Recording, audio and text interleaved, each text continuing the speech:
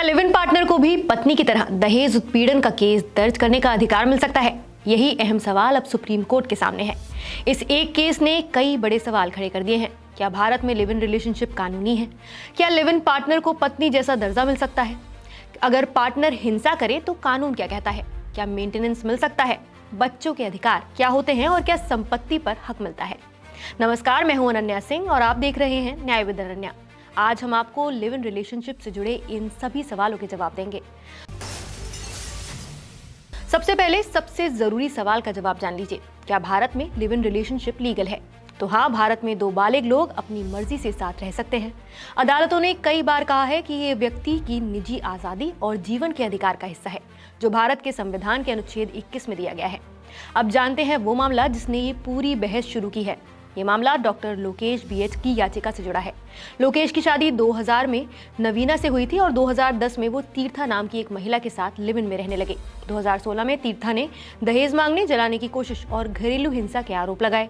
लोकेश का कहना है कि तीर्था उनकी पत्नी नहीं थी, इसलिए पति पत्नी से जुड़े कानून उन पर लागू नहीं होने चाहिए। उन्होंने फैमिली कोर्ट में भी इस संबंध को अमान्य घोषित करने की मांग की, जो अभी लंबित है। उनका दावा है कि घटना वाले दिन वो अस्पताल में ड्यूटी पर थे। इसके पहले कर्नाटका हाई कोर्ट उनकी याचिका खारिज कर चुका है। खैर, ये मामला अभी तय होना बाकी है, लेकिन पुराने अदालतों के फैसले लिव इन पार्टनर्स के अधिकारों की स्थिति काफी हद तक साफ करते हैं।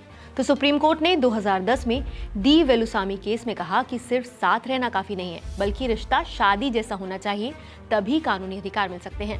इसके बाद इंदिरा शर्मा वर्सेस वीकेवी शर्मा 2013 के केस में अदालत ने लिव इन रिश्तों की अलग अलग कैटेगरी बताई और घरेलू हिंसा कानून के तहत कुछ सुरक्षा देने की बात भी कही।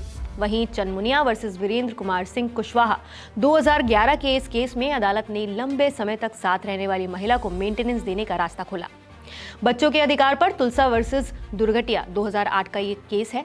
इसमें कहा गया कि लंबे लिव इन से जन्मे बच्चे वैध माने जाएंगे। इसके अलावा कई हाई कोर्ट्स ने भी बालिगों के सहमति से साथ रहने के अधिकार को संविधान के तहत संरक्षण दिया है, जिससे आज लिव इन रिश्तों की कानूनी स्थिति काफी हद तक स्पष्ट हो चुकी है। अब जरा ये भी समझ लेते हैं कि कब कानून लिव इन रिश्ते को शादी जैसा मानता है। तो अदालतें कई बातें देखती हैं।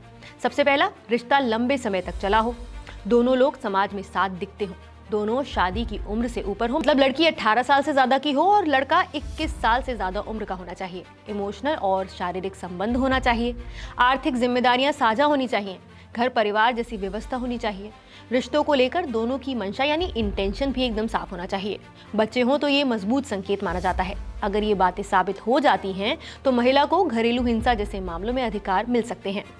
अब अगर लिव इन पार्टनर हिंसा करे तो क्या होगा? ये सवाल अभी कुछ दिनों पहले संसद में भी गूंजा था।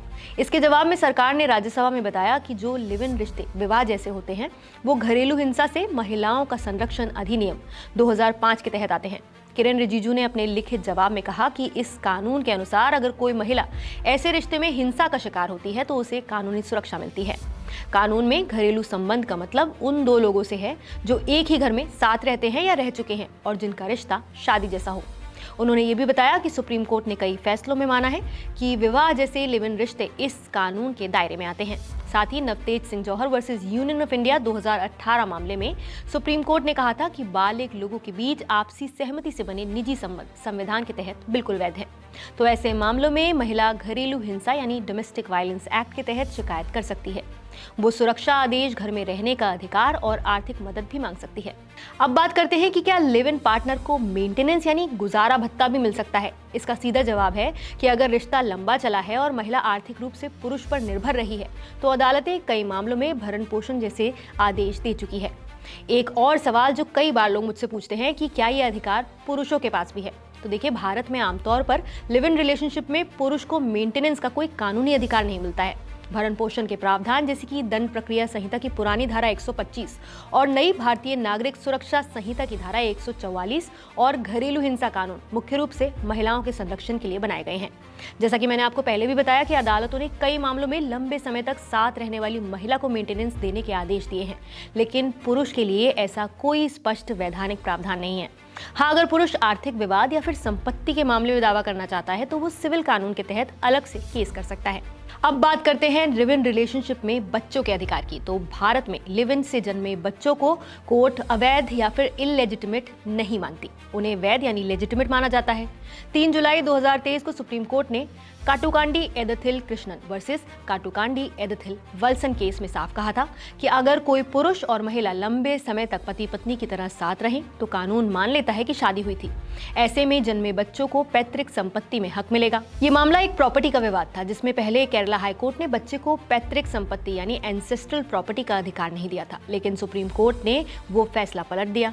सुप्रीम कोर्ट ने कहा कि अगर कोई जोड़ा लंबे समय तक साथ रहता है तो शादी मानने की धारणा बनती है जब तक कोई ठोस सबूत इसके उलट साबित न करे। तो सीधी बात है, माँ बाप की शादी हुई है या नहीं इसके आधार पर बच्चे को सजा नहीं दी जा सकती। कानून बच्चों के अधिकार की रक्षा करता है। अंत में इतना समझ लीजिए कि भारत में लिव इन रिलेशनशिप खुद में गैर कानूनी तो बिल्कुल भी नहीं है। अगर रिश्ता शादी जैसा साबित होता है तो महिला को घरेलू हिंसा से सुरक्षा और मेंटेनेंस जैसे अधिकार मिल सकते हैं और बच्चों को वैध मानते हुए उनके अधिकार भी सुरक्षित किए जाते हैं। हालांकि हर मामला अपने तथ्यों पर निर्भर करता है, लेकिन अब सबकी नजर सुप्रीम कोर्ट के आने वाले इस फैसले पर है जो ये भी साफ करेगा कि क्या लिव इन पार्टनर को दहेज उत्पीड़न के मामले में पत्नी जैसा अधिकार भी मिल सकता है या नहीं। आप इस मुद्दे पर क्या सोचते हैं? क्या लिव इन रिलेशनशिप में और ज्यादा अधिकार दिए जाने चाहिए या फिर कानून की स्थिति फिलहाल सही है? आपकी जो भी राय है हमें कमेंट करके जरूर बताइए और ऐसी और लीगल जानकारी के लिए देखते रहिए न्याय विद अनन्या सिर्फ न्यूज़ 24 पर।